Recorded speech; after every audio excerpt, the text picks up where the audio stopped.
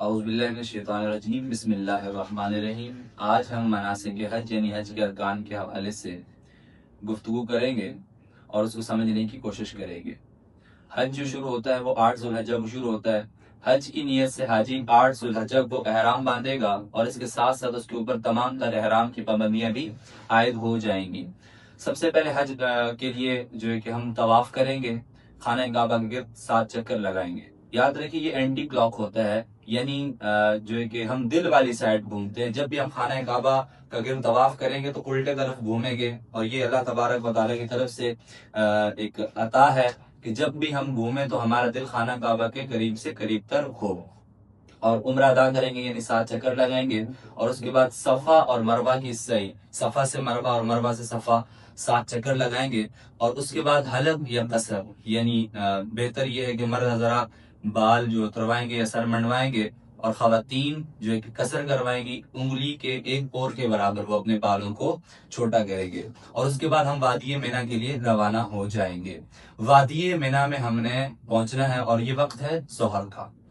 जोहर जब हम वहां पहुंचेंगे तो सबसे पहले हम जाके वहां पे 5 नमाजें अदा करेंगे, और इन 5 नमाजें अदा करना सुन्नत है, जिसमें पहली नमाज होगी जोहर, असर, मगरिब, इशा और 9 जिलहज्जा की जो है फजर। 9 जिलहज्जा की हम फजर अदा करने के बाद मैदान अराफात के लिए रवाना हो जाएंगे।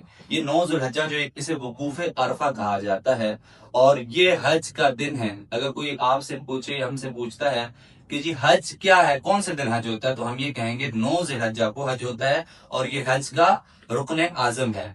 इसका जो वक्त है ये ऐन जोहर का वक्त है। जैसे कि आज कराची के अंदर 2 जिलहज्जा को 12:28 पर जोहर का वक्त दाखिल होता है, तो गोया कि जो जोहर के वक्त में मैदान अरफात में होगा वो सारे के सारे हाजी कहलाएंगे। जितने भी लोग जोहर के वक्त में हज की नीयत से वहां बैठे होंगे वो सारे के सारे हाजी कहलाएंगे। वहां पर हम दीगर इबादत भी करेंगे और मनाजात भी करेंगे, दुआएं करेंगे, अल्लाह तबारक व तआला से इस्तगफार करेंगे, बारगाह रिसालत इमाम सल्लल्लाहु अलैहि वसल्लम में दरूद पढ़ेंगे, और इसके साथ साथ हम नमाज जोहर और नमाज असर अदा करेंगे। और नमाज जोहर और नमाज असर को मिलाकर भी अदा किया जा सकता है, और बेहतर यही है कि पहले नमाज जोहर की जो है फर्ज अदा करेंगे, फिर नमाज असर के फर्ज अदा करेंगे, फिर नमाज जोहर की जो है सुन्नत अदा करेंगे, फिर नमाज असर की सुन्नत अदा करेंगे, फिर इस तरीके से नवाफिल वगैरह की तरकीब बढ़ाएंगे। मगरिब तक के हमें वहां रुकना जरूरी है। जैसे कि इफ्तार के वक्त होता है मगरिब का वक्त, तो जैसे ही मगरिब का वक्त शुरू होगा, मगरिब की नमाज पढ़े बगैर हम मुजदलफा के लिए रवाना हो जाएंगे। तो मुजदलफा जब हम पहुंच जाएंगे तो तब तक जो ऑब्वियसली हमारे पास इशा का वक्त दाखिल हो चुका होगा। तो इशा के वक्त में सबसे पहले हमने मगरिब और इशा दोनों नमाजें पढ़ ली है मुजदलफा के अंदर। उसकी भी तरतीब इस तरीके से होगी कि पहले मगरिब के फर्ज, फिर इशा के फर्ज, फिर मगरिब की सुन्नत, फिर इशा की सुन्नत, फिर मगरिब के नवाफिल, फिर इशा के नवाफिल। ये नमाजें अदा करेंगे। उर्फ में इन नमाजों को या इन नमाजों को जो आपस में मर्ज करने को कहा जाता है मगरिबैन। पूरी रात वहां मनाजात करेंगे, दुआएं करेंगे, इबादत करेंगे, अपने लिए, लोगों के लिए दुआएं करेंगे, उम्मत मुसलमान के लिए दुआएं करेंगे। और उसके बाद मुजदलफा में अगले दिन की जो है कि हम फजर की नमाज अदा करेंगे। ये है 10 जिलहज्जा, और 10 जिलहज्जा होती ईद, ईद उल अजहा के हमारे यहाँ पाकिस्तान पूरी दुनिया में जो है कि कुर्बानी वगैरह की जाती है। और इस दिन हम तैयार वगैरह होते हैं और बड़े माशाल्लाह से नहा धो के जो है कि जाते हैं नमाज के लिए। मगर हाजी ने 2 दिनों से एहराम बांधा हुआ है, और बिल्कुल जो है कि नींद से उसकी आंखें बेहाल होंगी, और एहराम भी काफी गंदा हो चुका होता है, मगर अल्लाह तबारक व तआला को ये हाजी बड़ा पसंद है। तो अब जो मुजदलफा का जो टाइम है, मुजदलफा का जो वक्त है, वो फजर का वक्त है।